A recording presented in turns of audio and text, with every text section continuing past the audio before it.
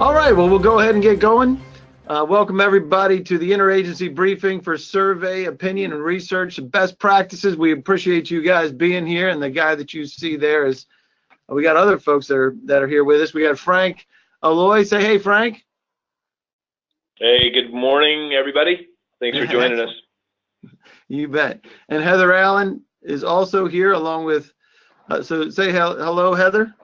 Good morning. Hi, good morning. So, and we have Paul. Paul, how do you say your last name again, Paul? Garen. Garen. Garen. I'll respond to whatever you want, though. Whatever you call me, I'll respond. That's excellent. So we appreciate you guys being here, and just a quick welcome to everybody who decided to make it. We have folks from multiple agencies all over the place. Just had somebody come in with the Marines. They're probably on the phone because some folks have a hard time getting in with the Citrix from the military. So but we do appreciate you guys being here very much. And just so we can get everything out on the table, this event is not affiliated or endorsed by any agency, and it's provided you, the audience, for informational purposes only. And participation in the briefing is voluntary, and any engagement by you, government personnel, is not an indication or endorsement or the commitment to purchase any event from any vendor, if I could get that out straight. So a couple of folks did respond with, this would be the best briefing ever. Leslie says if it actually rendered from the foundation of the agency and not offset by mid-upper management, the mid-upper management perspective, if I could get my words straight. But so I think what Leslie's talking about is the foundation of the folks giving their feedback, and it's not offset by upper management. We see that happen sometimes. For the VA, Tom from the VA, if it's brief, we're going to do our best to keep it brief for everybody. Troy, from Army Contracting Command, the trainer obtains their teaching objective. That's great. We will do our best, right, Paul, to obtain our teaching objective. We'll give it a best shot. From the State Department, the webinar technology is accessible from my workstation at work. Can't help that because sometimes that's blocked, and that's beyond our pay grade, isn't it, Paul? Well beyond, yeah. That's right. So if you have any questions, you can open that panel on the side, and you can text those questions to us and hit the send button, and we'll do our best to be able to answer those throughout. You can also raise your hand so we can have dialogue back and forth. And you can call us. If you called in on the phone, make sure you enter your audio pin when you logged in so that we can do the dialogue and have that communication. There are a couple of handouts there. We have the presentation that's dropped in there, as well as Eighth Power Consulting's capability statement, so you can grab that. If you like the way that Paul looks today and is in a snappy dappy blue outfit, you can make him and us bigger by dragging the little bar, maybe on the bottom, maybe on the top, but you can make us larger, or you can make us disappear altogether if you don't like the way we look. So today we'll be talking about the initiatives and regulations that kind of drive these down into the agencies, and why we do surveys at all, because we need to get ourselves, what we're trying to do is we get information from internal with our agency or external, getting information, and how to develop these surveys with the goals, methodology, as well as results. We'll get to your questions and do our best to answer those questions, and talk about protecting your agency and procurement options should you need those. So with that, I'm going to open up the polls for discussion. So let us know what you have and why you're here. And I can see that some folks are having some trouble logging in, so we will do our best to accommodate you after the fact. But let us know why you're here, and we'll do our best to get your information together. So here it is. We want to learn more about the survey best practices. I'm currently working on a project that requires surveys.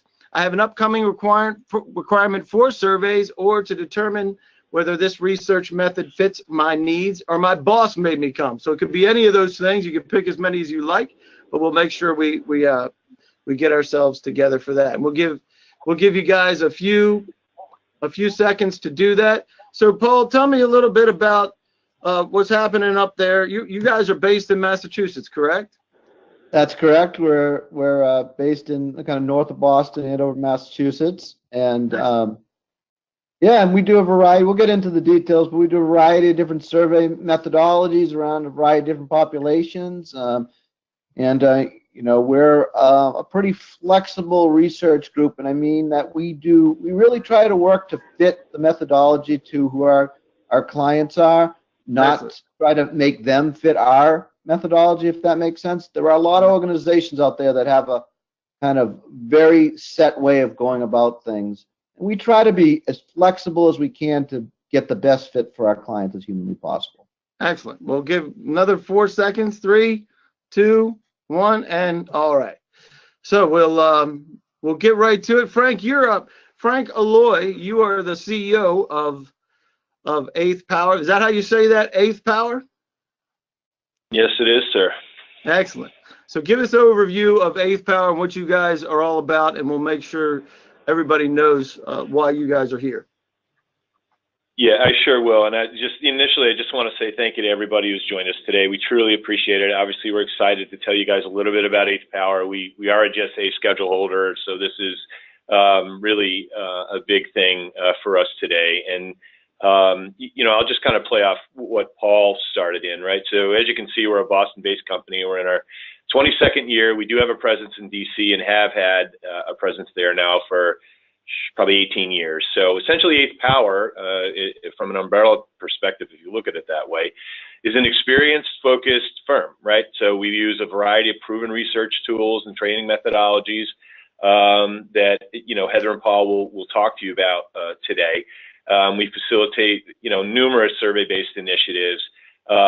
One thing that we offer you might not know about or may have not heard others describe is something called mystery shop study. In a shop study, just thought I would touch upon it briefly. It's basically a process of utilizing people, various consumers throughout the U.S. to carry out a variety of transactions within a variety of venues. Everything from measuring compliance with financial regulation to understanding detailed usability elements with online offerings and interaction experiences, things like that. And to that light, we're happy to say that we manage a panel of 500,000 plus field representatives throughout the country. And the reason I mention that, it really enables us to gain survey perspective in a fairly short manner based on what data sets that we're actually seeking. So 500,000 is a lot. What do those field representatives do? What does that mean? Yeah, so I mean, these basically are people who will maybe go in and do a specific transaction in an agency or a company or an organization. They could be taking a survey for us. Over the course of 2 decades, I think we've done a very good job of sort of culminating this panel. What we like to call a panel realistically is a database, and like any other database or panel, you can segment them. So these are things that Paul will touch on later about who's really in there. And believe me, it's just a variety of walks of life, depending on what sort of data that we need. Excellent. And as you mentioned, you are a GSA schedule holder, which is one of the reasons why you're here. And so if you look at the types of things that Eighth provides, research, survey research, obviously you're looking to gain information from some source. So give us kind of an overview of all these and what it means, because you've done some pretty extensive work all around the world, haven't you? Yeah, we really have. So in one page, I know there's sort of 8 bullets here. I guess this kind of sums it up. I mean, survey research, I think, again, we'll focus on a little bit later. We're great at doing this. A lot of organizations are, I get it. But I think on the other end, where we have been able to succeed is, sort of informing the organizations, the clients that we work with on what to do with the data, right? And, as you mentioned, so over the past couple of decades, we've been fortunate to work with some of the top, most well-known organizations in the country, in the world, really. We worked with everybody from the Department of Unemployment and Training to Disney to Dunkin' Donuts to the Bank of America to Harvard University. We've published things with them. And, we've also done a decent amount of work with various census projects year over year. So again, if I had to pinpoint, I would say, we're a premier provider of research that we sort of turn into hopefully some sort of employee development solution. Doesn't always happen that way, but the information that we're gathering really sets a nice path to be able to do things like that with it. That's fantastic. And employee engagement, huge for the government. In fact, let's talk about the reason why these things are coming down. We have multiple executive orders, memoranda that have gone out for enforcing regulatory reform, improving the efficiency and effectiveness, the accountability of federal agencies. That's a big deal that's come down. Request for agency feedback, and this is what we're talking about. This this particular one happens to be for a data strategy, but being able to pull information with various groups, implementing the Program Management Improvement Accountability Act. Again, the idea of being able to gather the information and then take that information from the data perspective, and you guys understand this very well, to be able to improve the program effectiveness. Employee engagement, as you mentioned, Frank, very, very important. Customer satisfaction, whether it's somebody that's when you're going externally and looking at how are people being engaged. And the big one here is you can't manage what you don't measure. And some guy named Peter Drucker made that one up, whoever that guy is. But to your point, being able to engage folks at a level that really works to understand how they're thinking, right? That's the whole concept, isn't it?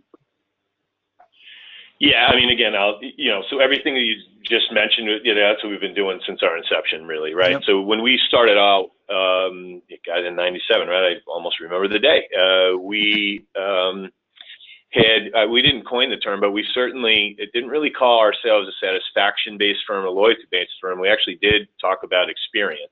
And that's what we've been doing. We've managed some of the largest multi-channel and multimodality research initiatives, certainly in North America. I think, the things that you've mentioned in how we've done well, right? Program effectiveness, the engagement of employees, and the satisfaction of clients and customers. Those are clearly our focuses. But I think people kind of use us because, the service that we provide, it's not just a song and dance. I mean, we not only measure it, we really practice it day to day. We have an expert team, proven methodologies and robust sort of analytical capabilities and innovative technology. And again, Paul and Heather are awesome, right? They've been with us forever. We're very happy to have them on board. They supply an enormous amount of industry knowledge and experience. It allows us to create customized stuff. No matter whom it is, we look not only at the goals, but really sort of the makeup of the organizations and the agencies to figure out what's going to work with them best. So that's kind of who we are. Yep. And that's some of the agency initiatives. You fit right in there, which is great. So what does your organization use these surveys for?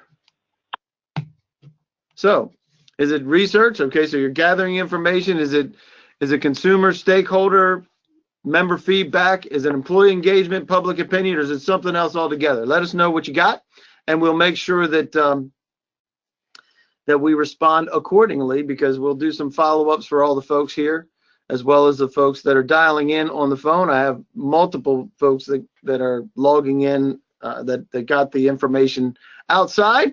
So you can all participate. If you'd like to email, you can email at support@govbrief.us. support@govbrief.us. If you're dialed in on the phone, you can ask questions that way, and you can also be included in the polls that way. So there you go. We're getting another 5, 4, 3, 2, and boom. All right. So that's one way where we do our surveys, right? That's our own kind of survey. Our goals in that particular survey is to gain understanding of what it is that you need most. But let's talk about this, Paul. There's nothing worse than doing a survey without having a clear, defined goal at the end that you want to achieve, is it? Absolutely. Without a target to kind of shoot for that has some specific objective outcomes, and even better, a kind of long-range view of how that's going to be used. Without that, you can wander and go amiss. So we've had clients come to us. We just want to know what our customers or members or employees think of us. Okay, that's a good start, but then we'll engage in kind of a discovery process where we'll meet with them several times. We'll talk about some of the pain points they might be experiencing, some of the areas they're dark on in terms of their kind of insight into their customers or their employees or members. So it really takes a kind of process of iterative process to develop a good research study. You start with some general questions, then you ask yourself or you work with your researchers to come up with a way to kind of hone that, and you all the time have something in mind as to where you're going with this. What in the end will you do with this information?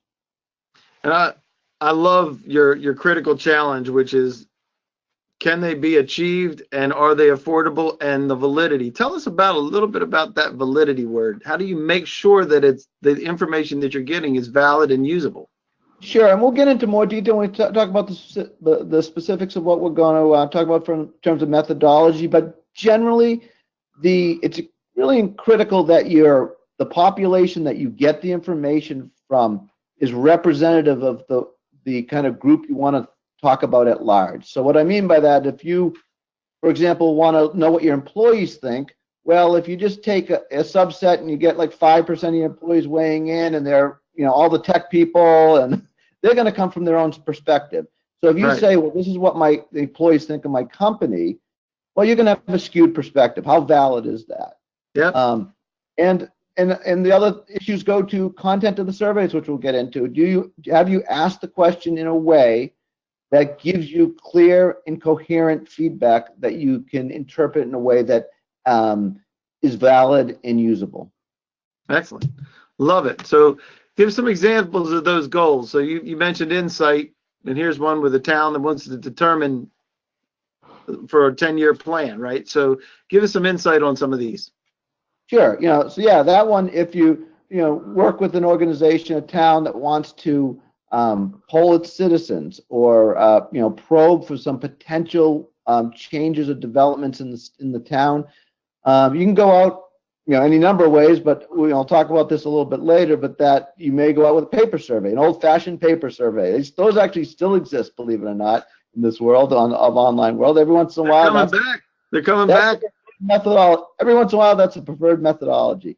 So you might go out and get the idea about what their priorities are, and then hold that up against budgets and other things like that, and make a determination there. We can talk about down to assessing service protocols.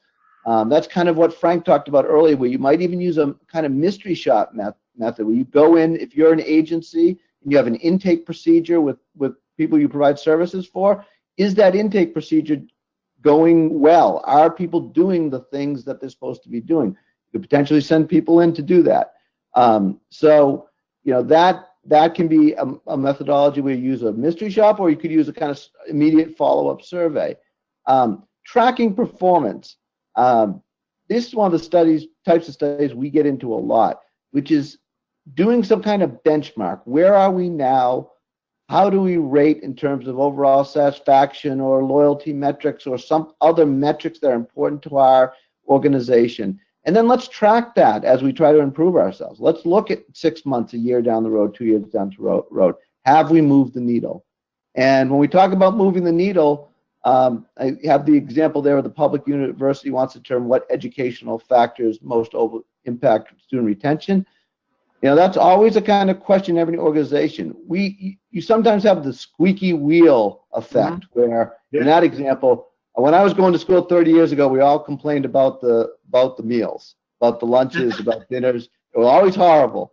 And when I got into educational research in a couple lives ago, what we found is students still complained about the meals, but they made no difference in whether the student was happy at the institution. It mattered that the quality of education was strong, the teachers were compassionate, the support services were strong, and the variety of extracurriculars and academics were there. Those are what mattered. And you could pile a lot of money into making better meals for kids and not move the needle at all. So identifying, that's where I think Frank was talking before about really looking into the analytic aspects of things, really not just understanding the top line responses, what people like and don't like, but how does that actually drive key behaviors that you're interested in? Excellent. And so to your point, making sure that you know what you're after, and then you can start to look at the methodologies for being able to get there. You mentioned this earlier about paper. Sometimes paper is the best way. I mean, if you look at the the exchange, it depends on your audience and who you're trying to draw that information from, right? Absolutely. And, this is such a rapidly developing object of study or issue in our field, is that Yep. how do you pick the best methodology? What happens when suddenly nobody has landlines, or very few, more or less people do, or nobody wants to pick up their phone? What impact does that have on the validity of the information you're going to get from phone research?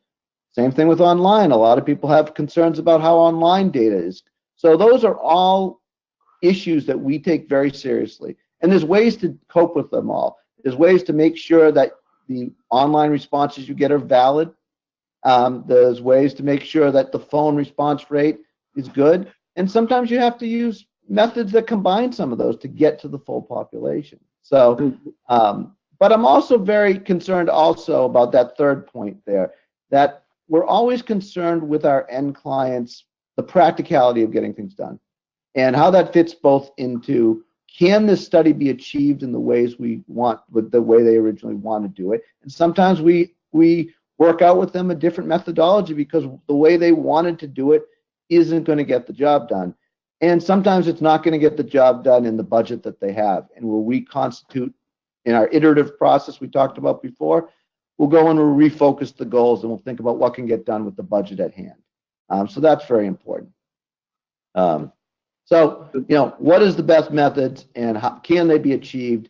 The kind of practical can never be divorced from the wish list. They always have to have that practical in the back of your mind. Excellent. And you mentioned some of these. So we start talking about the content. Well, depends on the medium, right? But also making sure that you understand how to develop that content to get the information that you want and not bias that information, right? Absolutely. And so we like to make sure, if we can, the point at the bottom there, that critical challenge, can we get different types of information that will converge to an insight that you can feel confident in? And so sometimes, a single item or two is not going to get the job done. It's going to be, you want to ask a couple of yes/no questions, but then you want to ask an open-ended question. So, for example, you might, have people say, do you feel like you're getting by this organization? Yes, no, or on the rating scale. But you may also ask them an open-ended question, a verbatim comment on, please describe to me your experiences with this organization in the last month, or the way you feel about the organization currently. Or what are the 3 strengths of this organization? What are the 3 weaknesses? Open-ended questions like that. So as you can see, the quantitative can take a lot of different forms. I know that Dr. Allen has some specific opinions about checklists, so I want to pass that over to her for a second. I do. I think that's one of the traps people fall into is with checklists, is that checklists really are only going to tell you the presence or absence of a behavior. And people write surveys using checklists when they really want to know what are the most popular things, and they end up not being able to answer that question from the checklist. I think also another important key here is qualitative and quantitative. Paul's noted here that the mix is the best. You write your best surveys when you've done sort of a qualitative pre-survey, because that enables you to find kind of what information is going to be top of the user's mind, or the constituent's mind.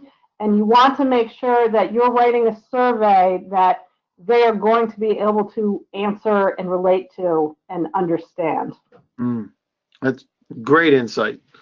Great insight. And how does that work? I mean, there's art to that, right? Being able to create those questions so that they're not leading. And yeah, absolutely. And that's why, Heather's comments are right on point, that sometimes you need to be able to do some discovery with the population you're going to survey before you create the survey. We've had this before where an organization thinks they know all the critical elements, but then you talk to their constituencies and they come up with a whole different group of things that of their concerns. So I think doing some focus groups or doing some structured interviews, which we'll see in a second, before the quantitative research, as Heather's saying, is a really nice model to be able to make sure you fleshed everything out enough to be able to have kind of a comprehensive survey that covers the key points. Yeah, and I like what you have here for your ideal is a mix of both, because it may not be either or. It's probably some sort of combination there that really gives you the meat and potatoes of what you want to accomplish from that. And you mentioned this also, getting into some of the methodologies and modalities of it. So I like this graphic because you can see how they kind of cross over on each other, and you have the ability to really gather and enrich that data by using multiple modalities, right?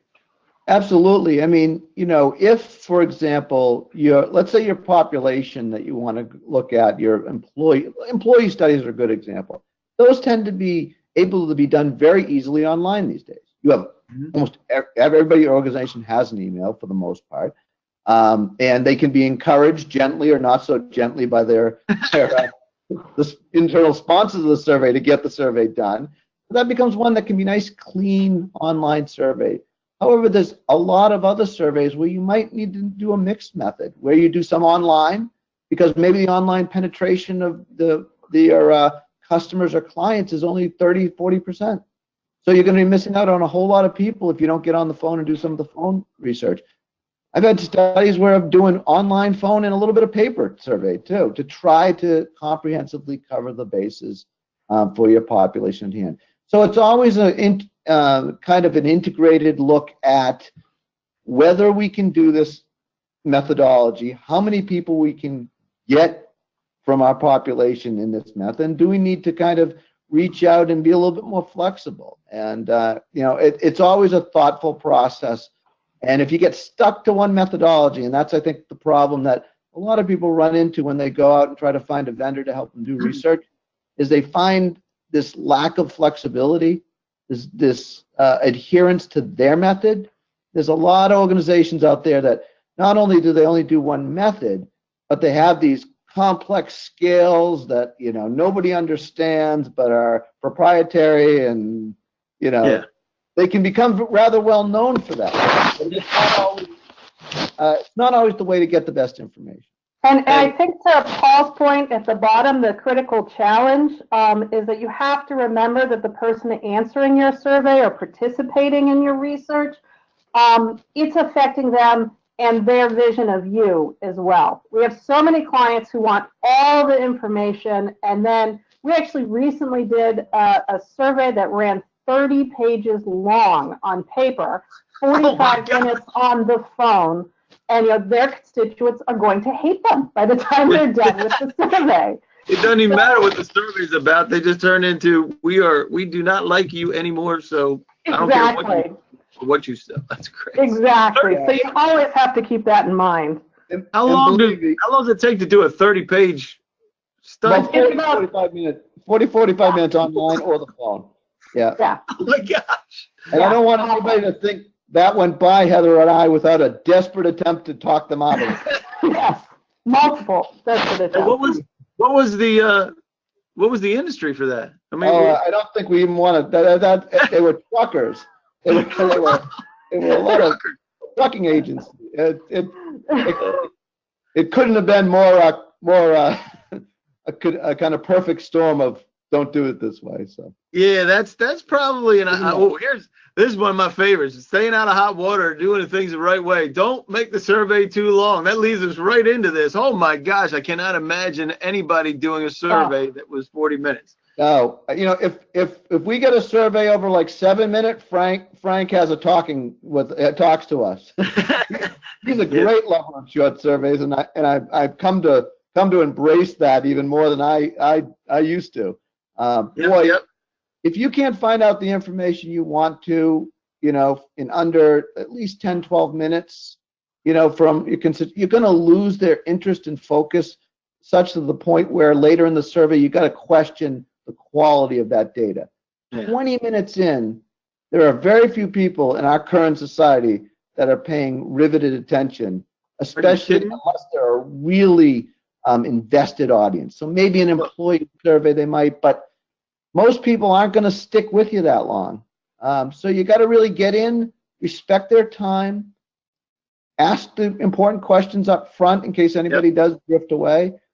Don't be redundant. Don't be repetitive. Don't use these double-barreled questions, which What does that mean? What is a double-barreled question? Say, I think this organization is both considerate of my needs and does a good job communicating with me. Well, those are two thoughts, and you might think they're go to hand in hand, but they don't necessarily with everybody. So now if somebody answers that, how do you, and they answer that negatively, or they fence sit in the middle of a range, how do you interpret that?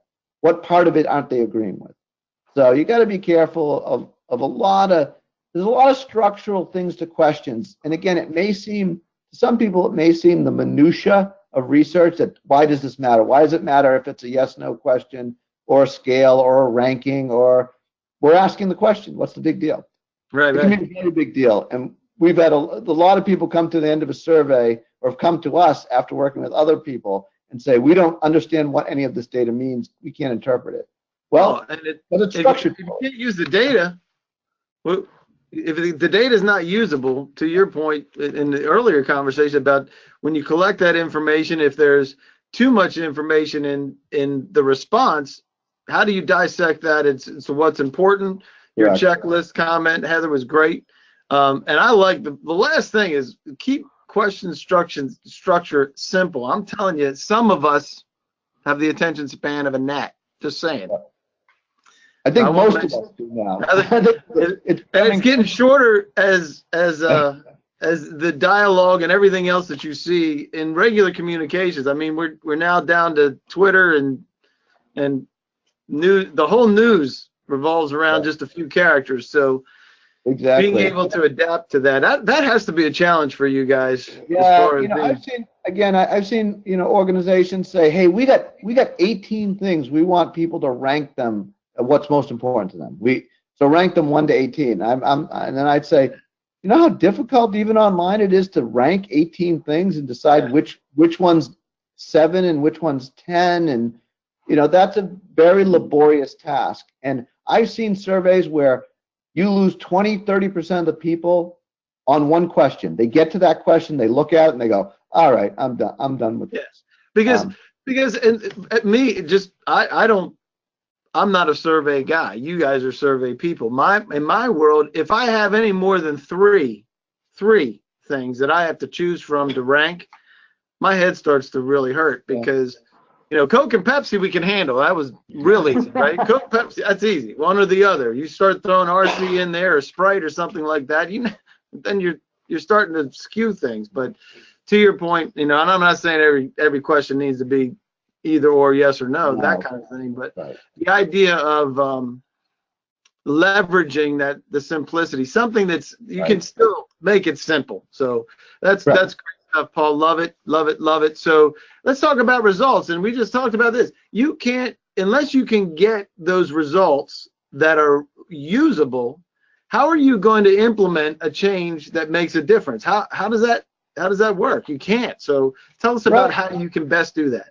Yeah, I mean, the top line data is often, critical. If you say here's 5 different potential, endeavors our organization can enter, which ones do you think? And you ask them to rate them on a scale from 1, not at all preferable, to 5, very preferable. Sure, that's helpful. That can be very helpful.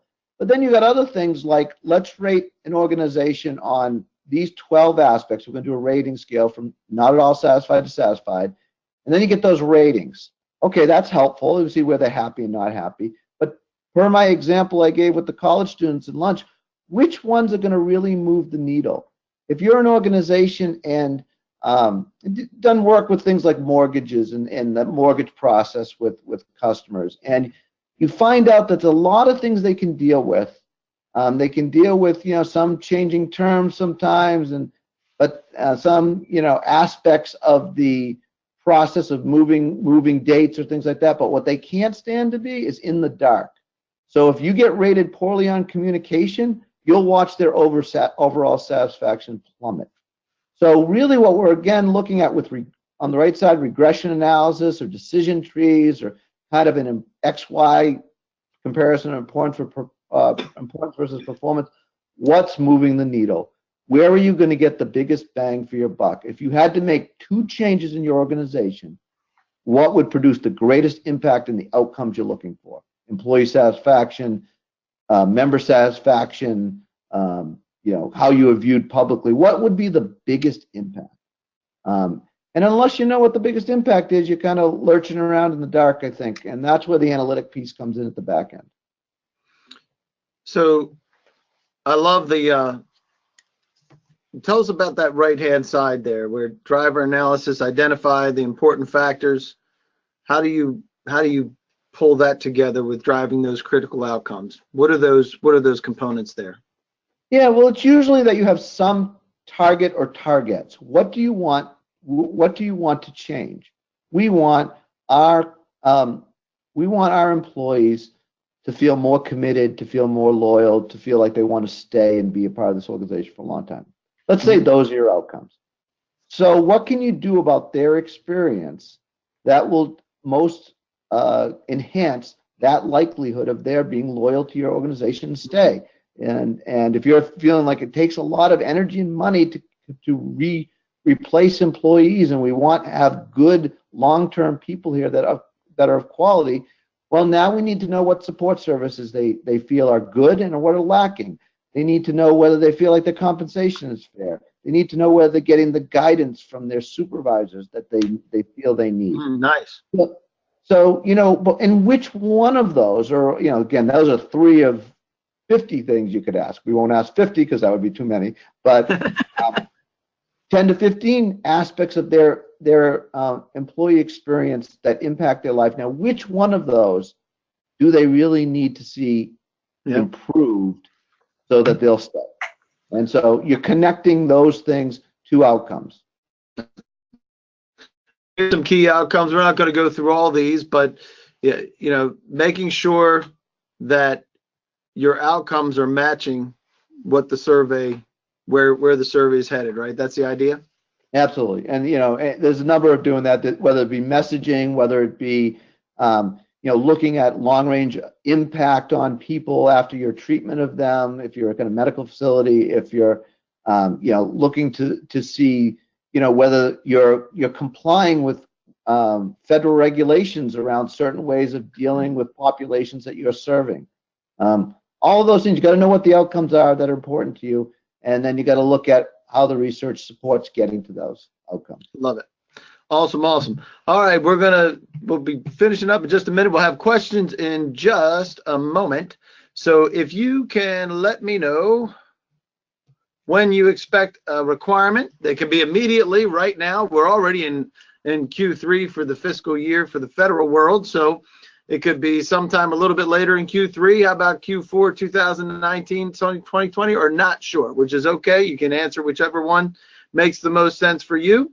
And we'll give you just a few more seconds for that. And then we'll get into your questions. 3, 2, 1, and good deal. All right. And before I get so let's get to some questions. I have some questions that came in on email. How many people do you need for an effective survey? That's a great question. Thank you, Vince, very much. Thank you very much. How many do we need, Paul? Yeah. Heather, do you want to field that one? I know you have some opinions about kind of what's a good end size. Oh, I think we might have lost. Heather, you there? You have. Sorry, I was on mute. Usually you want around 300 people, but it's 300 people really per segment that you're hoping to get feedback from. So if you're just looking at a group as a unified group of people, then you're looking for at least 300 folks. But if you're looking at comparing different groups, so you want to make meaningful comparisons, say, between older users and younger users, and you're just grouping that into 2 groups, well, you're going to want to have at least 300 for each of those groups to make sure that you can make meaningful statements about the group as a whole, as well as comparing them to each other. And even the presidential polls, of which we see all the time, are only usually polling 400 to 500 people. at a time, even though they're representing the entire nation. Excellent. Somebody, is Jerry says he loves the Maryland Cup, so he says go Terps. So there you go. So had that one. And will the presentation be made available? It's actually made available right now. If you didn't get it beforehand, you will get it after the fact. And it's also in the handout so that you can download it there. And then let's see what else we have. What do you do with the data once you've collected it? Great question. What do you do with the data? Well, one of the first steps is you clean it, what we call cleaning, and that means you go through it and you see if there's responses that aren't valid. There are people that will go through and fill all the open ends with some colorful language and clearly didn't take it seriously. There are other people that breeze through what should be an 8-minute survey in a minute and a half. I suspect the reading wasn't a priority at that point. So you make sure that the final data set is valid. And then we might do some things like we might even take some of the open-ended verbatims and then use that commentary to inform us, but also break those down into some coded categories. So we say, what are the most popular responses when we ask what the strengths of your organization are? What are the things that are on the top of the mind? So we do some coding, we do some cleaning, we make sure the data is valid, and then we proceed to do the analytics once we're convinced that the data is clean. Which is, by the way, a step that a lot of organizations don't take real seriously. There can be a lot of dirty data that gets through that, that can undermine some of the value of the data itself. Yep, we have seen times when the surveys did not match the outcomes. Just a couple. Hey guys, could I just add really quickly there? So Paul, from a technical standpoint, is like, again, what we produce, we're hoping it's pristine, right? And it's really going to make a decision. I think to further Paul's point, I think what we've been really good at as an organization is trying to figure out how to facilitate that within the client who we're working with. And again, two of the people on the phone here today are paramount in making that happen. But I think you might be able to even understand this, brief sort of half hour presentation here. They're serious about what they do, and they're very good at what they do. And the reverse sort of technology, or not technology, but the reverse perspective of what do we really want to accomplish? What does that report look like at the end? What are the things that it's going to tell you? I mean, that's what we do at the beginning to make sure that we hit on all those things. So I think we're pretty good at the consultative piece on here's what all this stuff means, and here's what you can do with it. Excellent. Well, appreciate that, Frank. As far as how you can procure these types of services, Eighth Power is a GSA schedule holder, so you can purchase right directly through the GSA contract, or if you need a particular set aside, and we know for the folks that are in contracting, very, very important, if you needed to run through an 8A, service disabled, woman-owned, hub zone, whatever it is that for the socioeconomic that you're trying to meet, they have partners that can work through that. Jessica Hamill is also here. You can reach out to her as well. And as far as follow-ups, you will get a copy of the presentation, which you should already have, but if you don't have it already, you will get that. The Q&A, there's a couple more questions that will go offline since we're running out of time. The supporting documents, we referenced a bunch of the initiatives that are the reason why these surveys are happening. Capability statements also there in the handouts, but we'll make sure you get a copy of that, the procurement options, and any additional documentation that anybody asks for, we'll make sure that you all get. And with that, we want to thank you all for joining us today. Appreciate you, Frank, Paul, and Heather. Thank you all for being here and sharing thoughts on what's best practices. Any parting comments for each of you? Well, this is Frank. I would just say, once again, thanks everybody for joining us today. It was honestly a pleasure to be able to tell you a little bit about ourselves and how we look at this whole sort of research consortium. Excellent. Yeah, and I'd say that we obviously like what we do. We actually find it very interesting, and surveying is deceivingly complex. And we try to take that complexity and break it down and make it a lot simpler for our customers so they don't make any mistakes that we'd like them to avoid. That's right. Excellent. And again, any questions you have, feel free to reach out. No question is too small. In order to get the survey right. Yep. And we have a couple of folks. There is one more question. How about the size of a focus group? Anybody want to throw that one out real quick before we jump?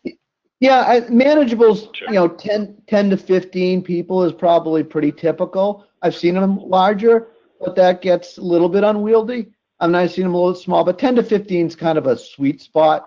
Enough people to create a dialogue and not too many to have some people not get heard.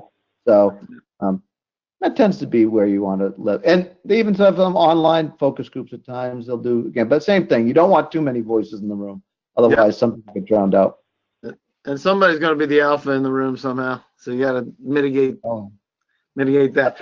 Excellent, guys. Thanks so much. We'll probably address something like that in the not too distant future with dealing with focus groups as well, because I think that that's a key area that folks need some help with. So, but thanks for joining us, everybody that's here, everybody that has been listening in on the phone and responding with emails. Thank you very much. We look forward to being able to respond to some more. And Frank and Jessica will be in town in DC next week.